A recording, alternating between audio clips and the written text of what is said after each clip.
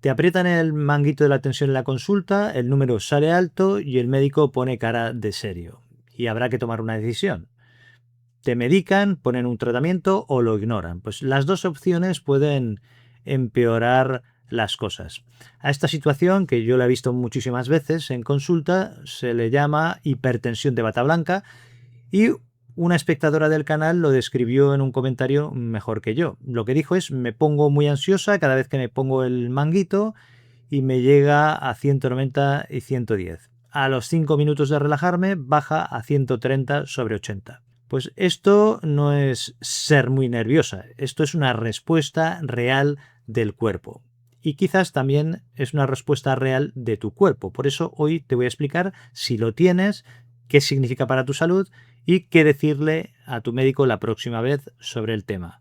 Esto es para no acabar tomando una pastilla innecesaria, pero tampoco para dejar de tratar una hipertensión real. Cuando el médico ve ese número alto de la presión, tiene que hacer algo con él. Y lo que hace depende casi siempre de las cifras que ha estado viendo en la consulta. El problema no es medicar. La medicación antihipertensiva, si está bien indicada, salva vidas porque reduce los infartos, los ictus y el daño renal. El problema es tomar esta decisión basándote en lo que pasa dentro de la sala exclusivamente, dentro de la consulta. Un médico que sigue las guías, pues te tomará la presión varias veces. Pero todas estas mediciones, si ocurren en el mismo sitio, en la misma consulta, pues es posible que se midan con tu sensor de alarma disparado, sin saber qué pasa cuando este sensor de alarma está apagado. Si estas cifras no representan cómo trabaja tu cuerpo el resto del día, pues el tratamiento puede estar apuntando al blanco equivocado. Y pagar ese error pues puede tener consecuencias reales, que es lo que veremos a continuación. Hay quien entra en la consulta con el corazón acelerado, con nerviosismo, lo sabe, lo nota y cuando le sale la presión alta pues no le sorprende demasiado. Pero resulta que hay quien entra tranquilo, sin nerviosismo, sin ansiedad aparente, pero resulta que el número le sale también alto. Y en este segundo caso es la situación donde tiene su peligro, porque ni tú ni tu médico sospecháis que es una hipertensión de bata blanca. ¿Y por qué pasa esto? Pues la respuesta no está en cómo te sientes, está en lo que hace tu cuerpo sin avisarte. Imagínate que tu cuerpo es un edificio y que tu cerebro es el sensor principal de alarma. ¿De acuerdo? Pues al cruzar la puerta del edificio, este sensor capta la bata blanca y el tensiómetro y lo interpreta como una amenaza. Y esto sin que tú lo decidas, sin que tú lo notes.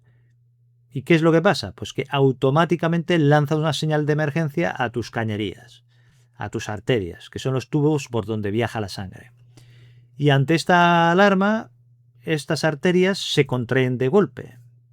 Y entonces la misma cantidad de sangre tiene que pasar por un tubo mucho más estrecho. ¿Cuál es el resultado? Que la presión sube mucho, estalla y el problema no es que tu corazón esté fallando ni nada por el estilo, es que el sistema de seguridad de tus cañerías, de tus arterias, es demasiado sensible y resulta que se dispara cuando alguien lo está observando. Imagina a Carmen, de 62 años, que lleva varias semanas con unas cifras altas de presión arterial en la consulta. Su médico, al final, hace lo correcto con los datos que tiene. Pues le pauta cambios de estilo de vida y le pone una medicación. Pero nadie ha comprobado qué pasa cuando Carmen está en su casa. ¿Cuál es el problema? Que si en esta información el tratamiento se ha calibrado, en este caso, para un cuerpo en alerta, pero no para su vida real. Ahora resulta que cuando Carmen está tranquila en casa y se levanta del sofá, pues se marea, pierde el equilibrio, a veces se tiene que agarrar a la pared y este mareo que tiene no es casualidad. ¿Cuál es la causa? Pues es la señal de que sus arterias están trabajando con menos presión de la que necesitan. ¿Por qué pasa eso? Pues pasa porque el sensor de alarma ya no está disparado, como en la consulta, pero el tratamiento sigue actuando como si lo estuviera. Y el problema es que a cierta edad un mareo puede ser una caída y una caída puede ser un hueso roto y un hueso roto puede ser pues que pierdas la independencia. Si desde que te recetaron la medicación notas que te mareas al levantarte, pues cuéntaselo a tu médico porque es lo que debes hacer para que revise las cifras reales y para ajustar la medicación si hace falta, pero no suspendas ni ajustes la medicación por tu cuenta, porque hay algunos fármacos que pueden dar problemas si se retiran de golpe. ¿Qué puedes hacer antes de tu próxima cita para no caer en la trampa de la bata blanca? Pues recuerda el edificio y la alarma que he comentado en el bloque del principio. En tu casa lo que pasa es que no está activada la alarma. Las cañerías están trabajando sin la presión extra.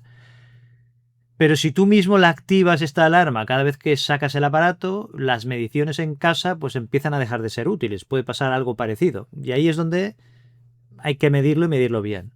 ¿Cómo se hace esto? Pues hay personas que empiezan a medirse en casa y acaban haciéndolo 5 o 6 veces al día y miran el número, esperan a que baje y están en una vigilancia constante. Y esto por sí solo lo que hace es mantener el sensor del edificio de tu cuerpo disparado. Pues si te reconoces en esto, lo primero que tienes que hacer es resolver esta situación. Aquí el objetivo no es monitorizar tu presión arterial a todas horas, es conseguir una muestra limpia de cómo trabajan tus arterias cuando estás en reposo y en tranquilidad. Y para eso necesitas una rutina, no un control exagerado. Entonces, ¿qué es lo que funciona? Pues te mides cada mañana y cada noche durante 7 días. Esto es lo que llaman protocolo 7-2-2. 7 días, 2 momentos del día, 2 tomas cada vez. Ni más ni menos. Esto es lo que habría que hacer. Antes de cada toma, ¿qué haces? Pues ve al baño. ¿Y por qué? Porque una vejiga llena puede dar una cifra más alta de la que es real. También evita el café, el tabaco y el alcohol o el ejercicio 30 minutos previos a mirarte la tensión. Te sientas 5 minutos, quieto, quieta, sin hablar.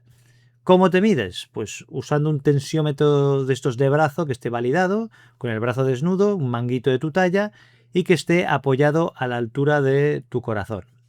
La espalda de estar apoyada, recta, con los pies en el suelo y las piernas sin cruzar. Y las 2 tomas de presión separadas 1 minuto. Apunta las 2 cifras y recuerda que en casa el baremo por el que se mide la presión es distinto. Se considera alta si se supera 135 de diastólica y 85 de diastólica y el límite de hipertensión 140-90. En casa es 5 puntos menos y ahí ya sería la señal. Si estás en Estados Unidos o sigues estos criterios, pues aquí son más estrictos y las guías americanas consideran hipertensión a partir de 130-80. Pues esto consúltalo con tu médico si tienes dudas sobre qué referencia se aplica en tu caso o cuál usan.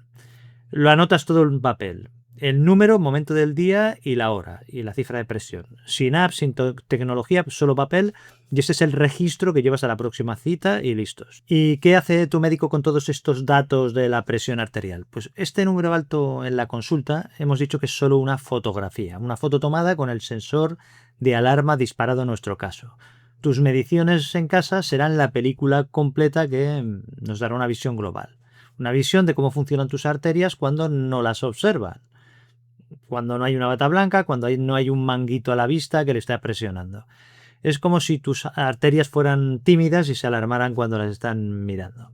Bueno, entonces, hay que aclarar también un tema importante. Un médico que sigue las guías no va a esperar a que le traigas este papel. Lo que va a hacer es pedírtelo. Y esto tiene un nombre y es AMPA, que significa automedida de la presión arterial. Y es exactamente lo que acabamos de ver en el bloque anterior, pero es con un registro formal que tu médico podrá interpretar.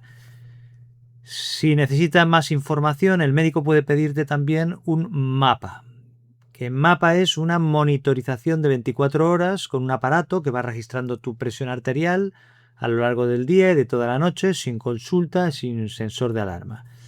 Y así se ve cómo reacciona tu cuerpo en el entorno normal. Es la película completa que tu médico necesita. Y así puede confirmar o no la hipertensión o sospechar el efecto de bata blanca. E incluso sirve esto para ajustar la medicación en algunos casos o en alguna situación derivarte al especialista si hace falta. Y si se confirma que es una hipertensión de bata blanca, pues una buena noticia.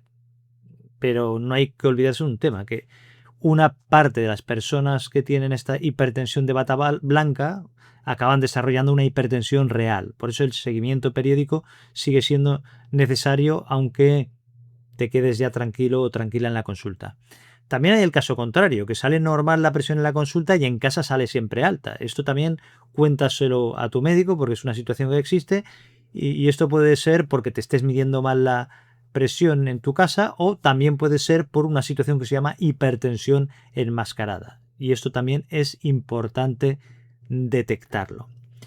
Si en algún momento estás por encima de 180/20 de presión arterial y notas dolor en el pecho, falta de aire, una debilidad en un lado, dificultad para hablar, cambios en la visión, entonces has de llamar inmediatamente a emergencias, porque esto no es la bata blanca, esto es una emergencia hipertensiva. Y si ya tienes el diagnóstico claro de hipertensión, que es evidente, y quieres saber cómo ayudar a tu cuerpo a bajar la presión, pero de una forma más natural, pues haz clic en este vídeo en el que lo explico. Un abrazo, cuídate y nos vemos en el siguiente vídeo.